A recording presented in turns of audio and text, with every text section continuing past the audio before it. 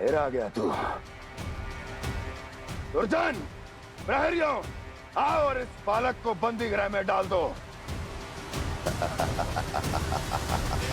सचेत होइए महाराज।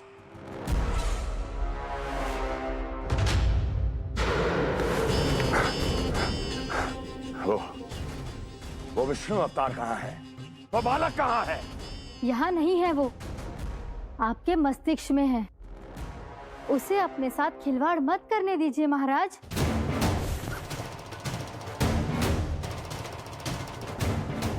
वो यही है, मैंने देखा है उसे। स्वयं को संभालिए महाराज, आपको भयभीत होने का कोई अधिकार नहीं है। आप स्वयं को भूल चुके हैं महाराज।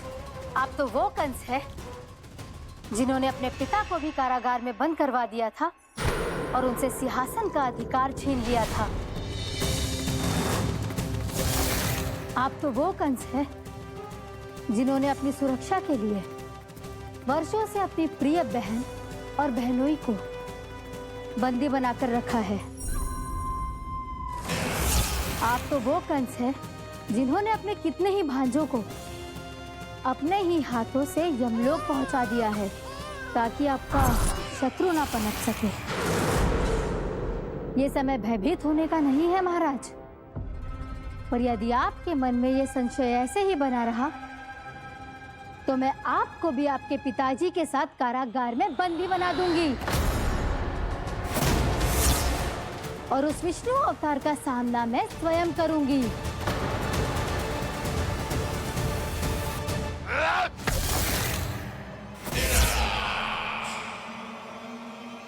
राजद्रोह का परिणाम जानती हो ना महारानी? यही क्रोध उसे दिखाइएगा महाराज। किसी ऐसे योद्धा को ढूंढ के लाइए जो उसका वध कर सके। और हाँ, किसी ऐसे योद्धा को खोज कर लाइए जो अब तक भेजे गए हर योद्धा से शक्तिशाली हो। यदि आप चाहें तो मैं इस कार्य में आपकी सहायता कर सकती हूँ महाराज।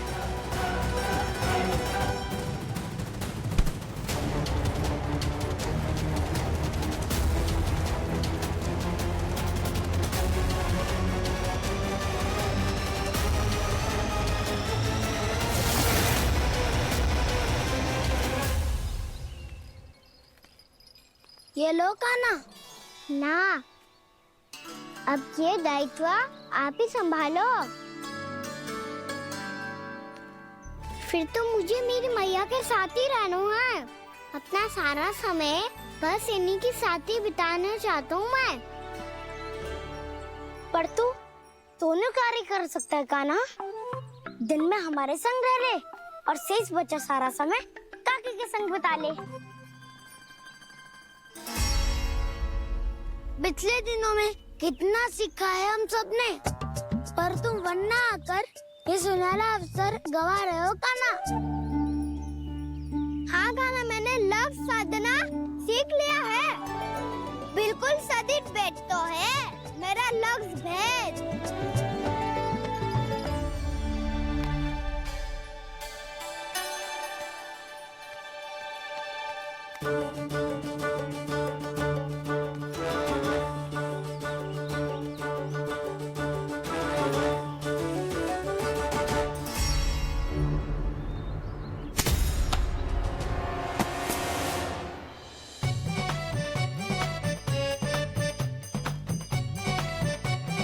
अरे वाह बसंता, तूने तो बहुत अच्छा लक्ष्य साधा है।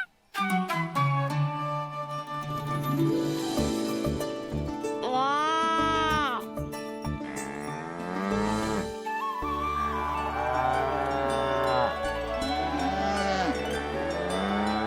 तूने देखा कान्हा, मैंने गैयाओं के साथ बात करना सीख लियो है।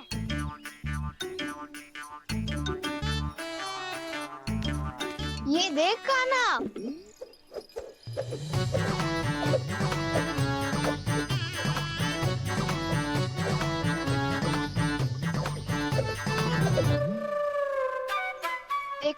मैंने भी लाठी चलाना सीख लिया है। अब मैं सबकी रक्षा कर सकता हूँ। मैंने भी सीख लिया कि गैया की गिनती कैसे की जाती है।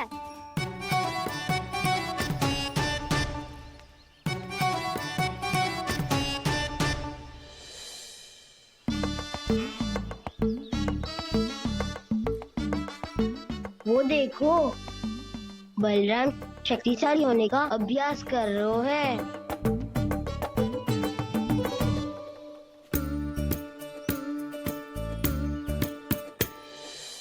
मैं तुम सबके लिए बहुत प्रसन्न हूँ। बस मुझे तो अपनी मैया के साथ ही रहना है।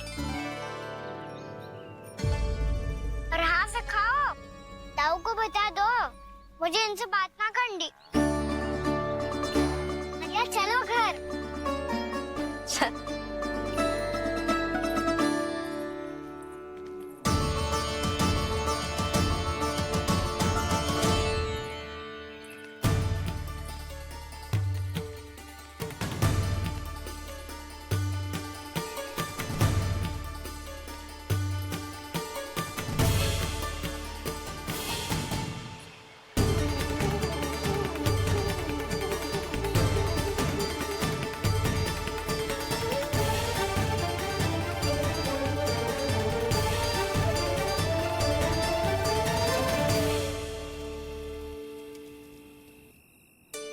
और हाँ से खाओ, ताऊ को बता दो मुझे इनसे बात ना करनी। रोहिणी जी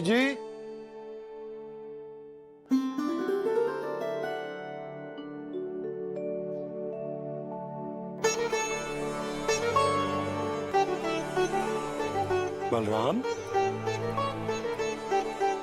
क्या होगा? इतना दुखी क्यों है?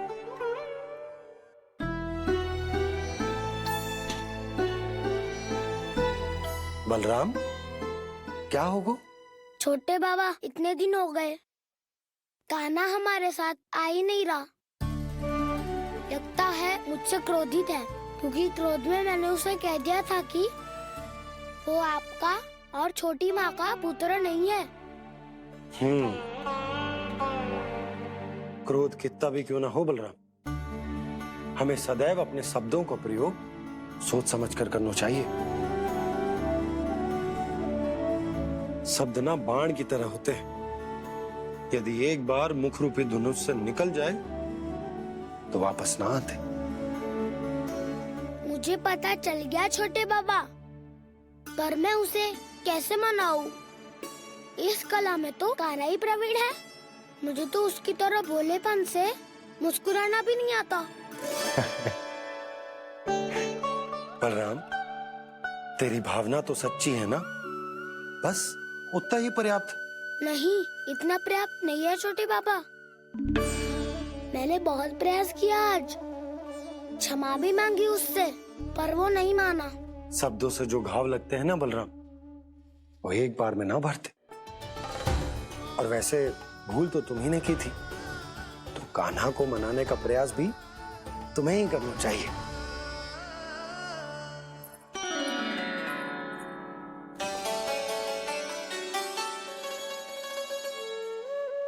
आज तूने अपने दाऊ से अच्छे से बात ना की, क्यों? दूध पीने के बाद अपने दाऊ के पास जा और ठीक से बात कर। मैं क्यों जाऊं मैया? उन्होंने मुझे कितना कछु बोला है। तेरे दाऊ की भावना तुझे दुख पहुंचाने की ना थी लल्ला। कब तक क्रोधित रहेगो? और वैसे भी वो है तो तेरे दाऊ ही ना। छोटा भाई है ना तुम्हारा, अच्छे से मनाएगो तो मान जाएगो। एक बार और प्रयास करके देखो।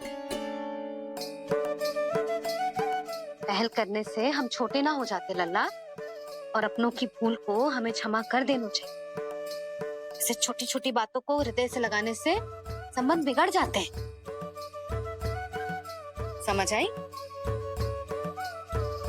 आप सही कह रहे हो छोटे बाबा। बलराम का बल तो छोटे भाई से ही है।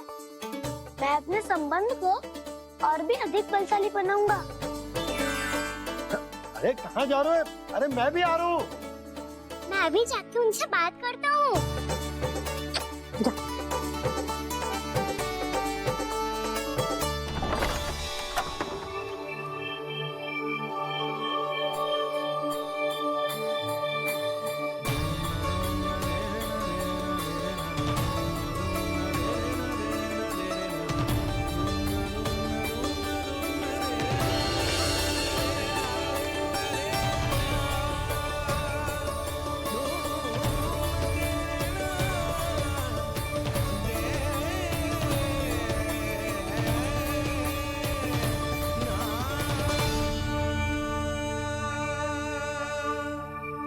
क्षमा कर दो कान्हा। आप तो पहले ही क्षमा मांगते हो क्या? पर तुम क्यों क्षमा मांग रहे हो? क्योंकि मैंने अपने दाऊ की आज्ञा ना मानी। नहीं कान्हा, मैया की आज्ञा मेरी आज्ञा से अधिक महत्वपूर्ण है।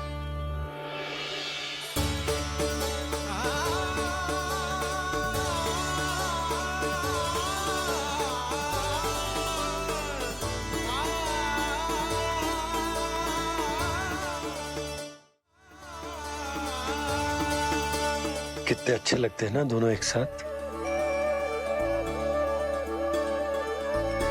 एक दूसरे की भूल से ऐसे ही सीखेंगे।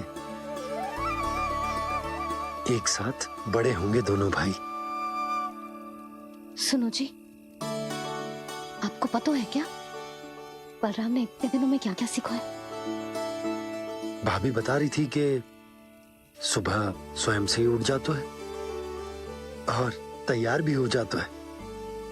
समय का आदर करना सीख लियो है इसने। मुझे लगता है कि गौचारण पे जाना बलराम के विकास के लिए सहायक बन रहा है।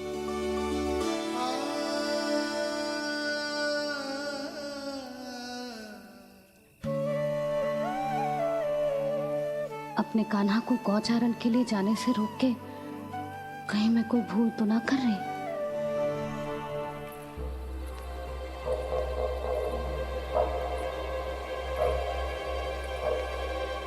आइए आइए ना महाराज।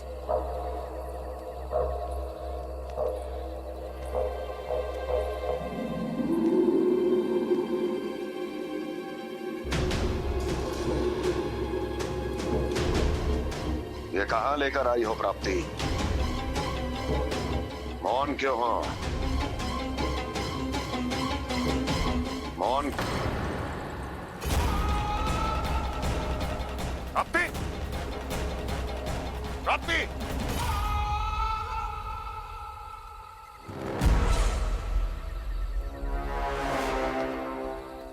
कौन है वहां? कौन है? और महारानी प्राप्ति कहाँ है?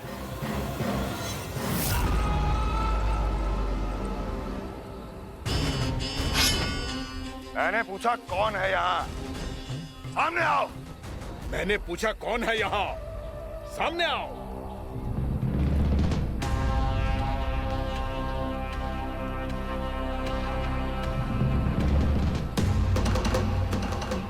ये कैसे संभव है? ये कैसे संभव है?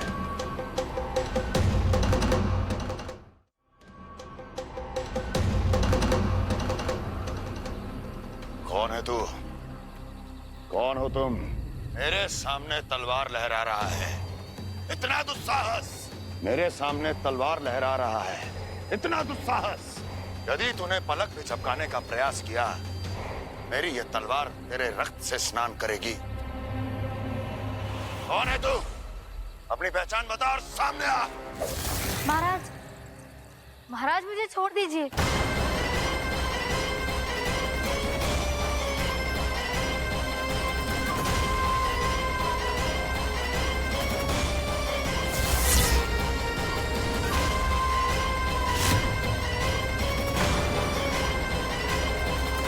इसी क्षण अपने वास्तविक रूप में आ, अन्यथा तेरा ये शीश तेरे धड़ से अलग हो जाएगा।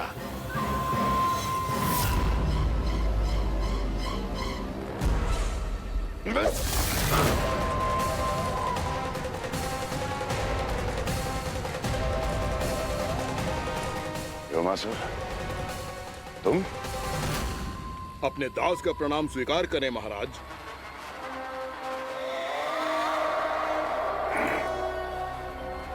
अभी तुम्हारे प्राण ही ले लेता मैं। पर अब आप ऐसा कुछ नहीं करेंगे, क्योंकि अब आपके लिए उस विष्णु अवतार का प्राण लेगा ही। व्योमासुर आपकी आज्ञा का पालन ना करे, ये तो संभव नहीं है महारानी। आप निश्चिंत रहिए, किसी को पता नहीं चलेगा कि उस बालक को किसने मारा है। उसके भाई बलराम ने, या उसके सखाओं ने, या फिर स्वयं उसके माता पिता ने।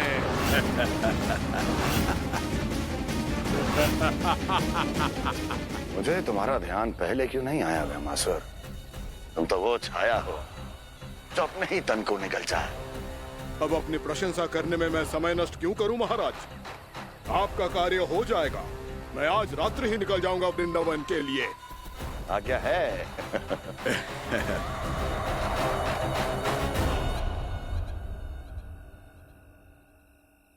कान्हा, कृष्णा,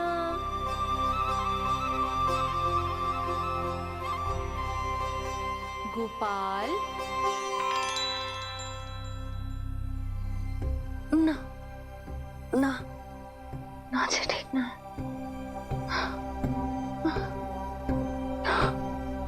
कान्हा के विकास में बाधा ना बन सकती।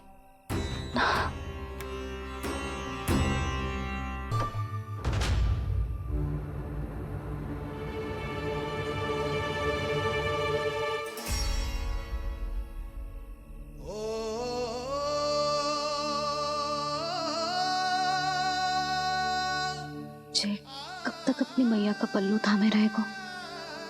ना ना, मैं इसके विकास में बाधा ना बनूंगी। कल से ही इसे गौचारण के लिए भेजूंगी मैं।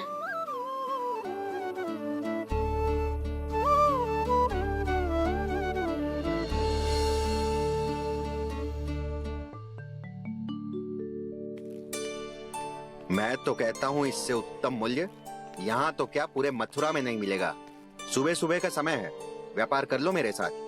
व्यापारी जी, हमें मथुरा के व्यापारी पे भरोसा ना है, तो हमें तो क्षमा करो।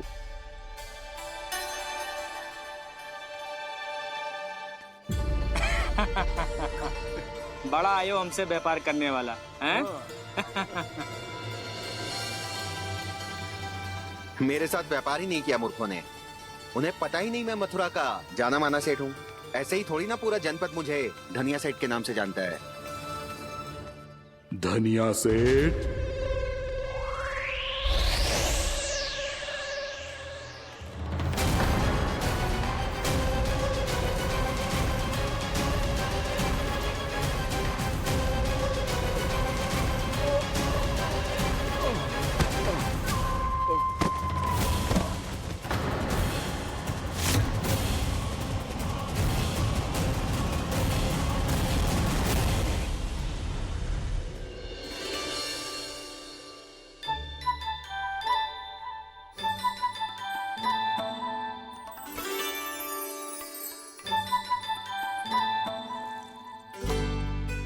तुझे कछु चाहिए?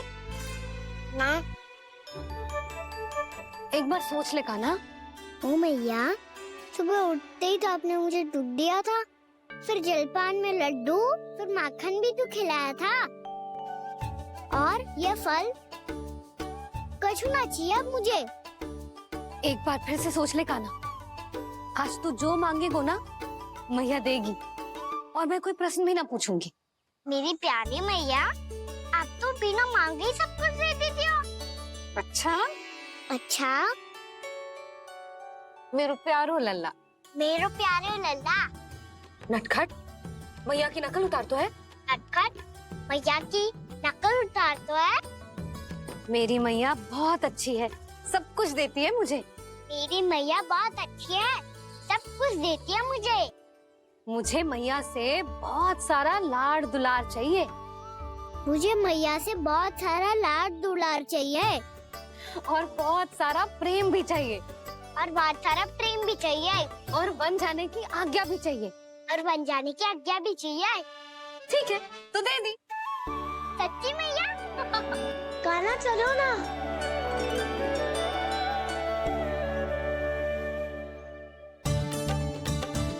चल, रुक रुक रुक रुक, अभी आई।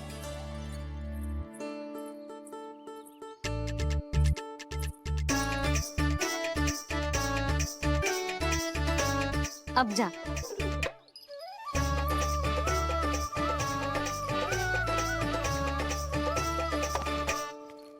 आज तो जाना ही पड़ेगा। कंस मामा ने अतिथि जो भेजा है वृंदावन में।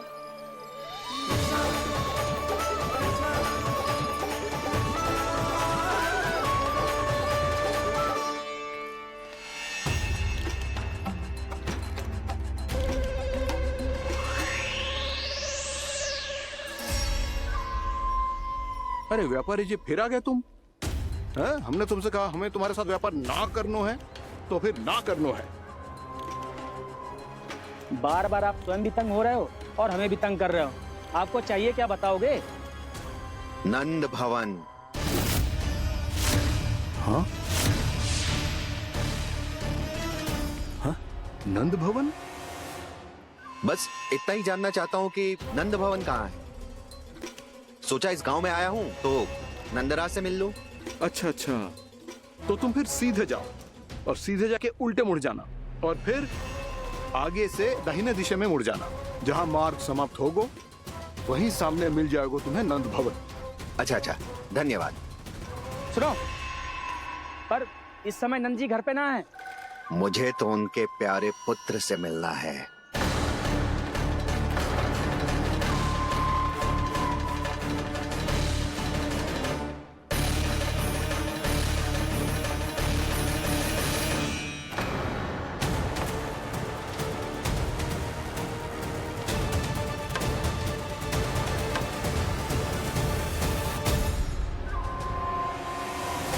लल्ला से भला क्यों मिलना है?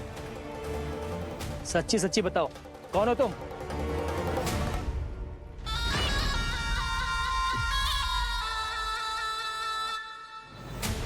सच बताऊं? हाँ बताओ।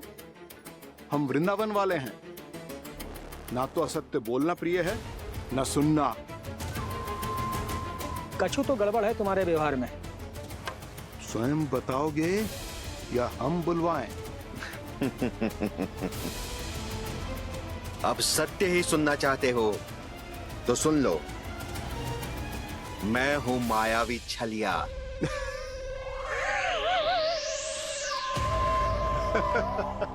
छलिया और तुम? तनिक अपना मुख तो देखो, चलिए ऐसा दिखतो है का? तो कैसो दिखतो है? जैसो भी दिखतो है, लेकिन ऐसो ना दिखतो। भानु, मैंने एक बात सुनो है कि चलते बीच मार्ग में अगर कोई छलिया मिल जाए तो उसे पीछे पलट के ना देखना चाहिए। ना तो छलिया के जाल में फंसने में क्षण भर भी समय ना लगता है। सही सुना। अब पीछे से तुम दोनों का नाम पुकारूं तो मुड़ना मत।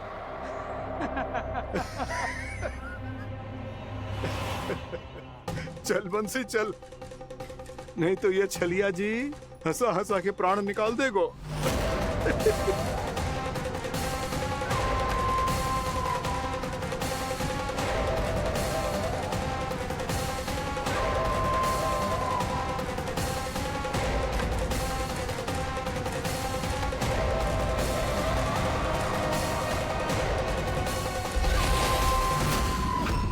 भानु, बंसी।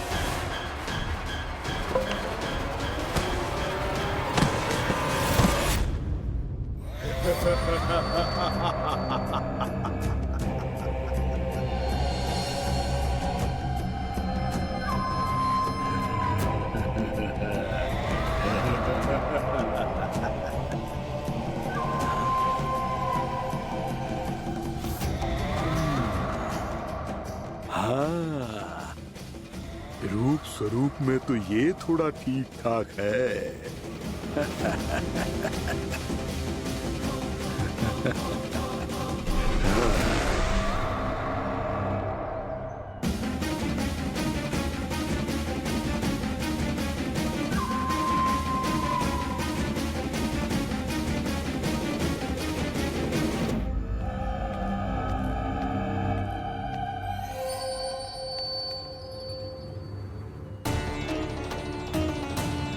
ये तो गाँव की ओर जा रहा है।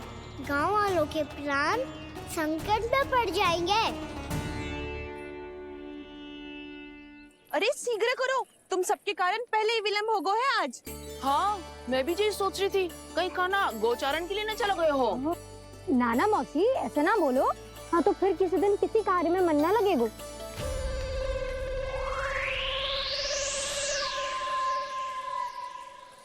आप सब तो बातों में ही समय निकालो।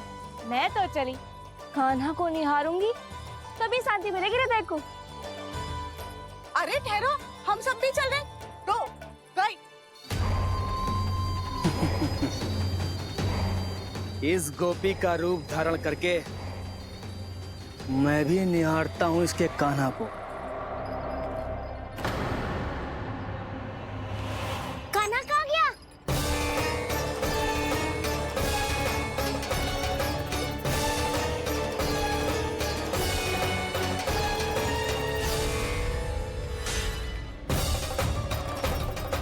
जानकी,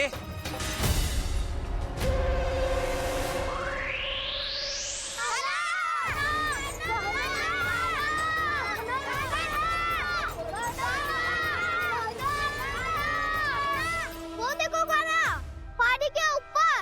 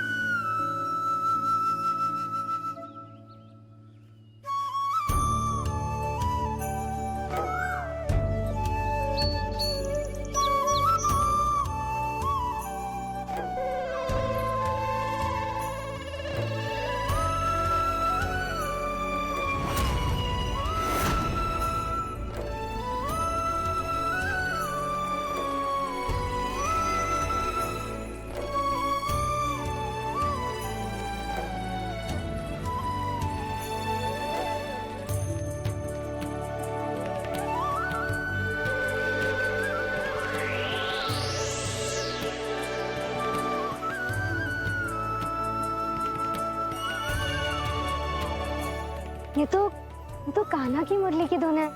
विलम्ब हो गयो है, वो तो वन में पहुंच भी गयो। बस करो मौसी, सुनने दो ना, कितनी मीठी धुन बजा रहे हो कान्हा। ये तो स्वयं ही मुझे बुला रहा है, अपना पता बता रहा है। अब तो इसके आखेट में और भी अधिक आनंद आएगा। अवश्य ही एक पाव पे तन के पूरे आत्मविश्वास के साथ त्रिभंग मुद्रा में मुरली बजा रहे होगो कान्हा।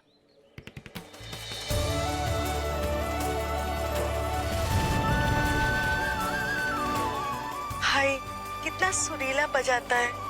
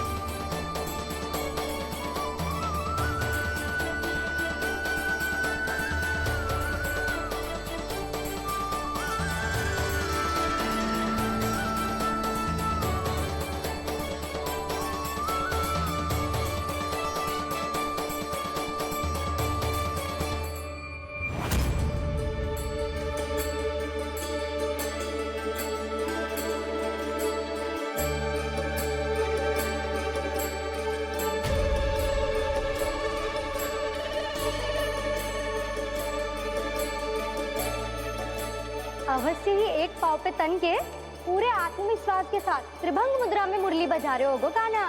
यहाँ तो सभी बालक एक पांव पर खड़े हैं, तो फिर इनमें से कृष्ण कौन है? अद्भुत प्रभु, जो छलिया सारे संसार को अपने छलावे में फंसाता है, आज आपने उसे ही फंसा दिया।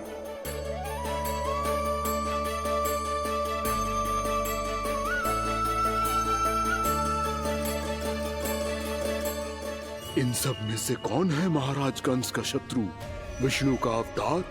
कैसे पहचानूं मैं उस कृष्ण को?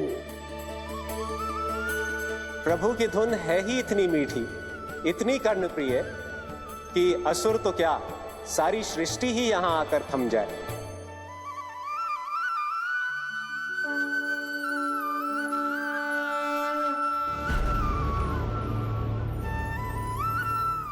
कहीं ये तो नहीं है वो मेरा शिकार, विष्णु अवतार?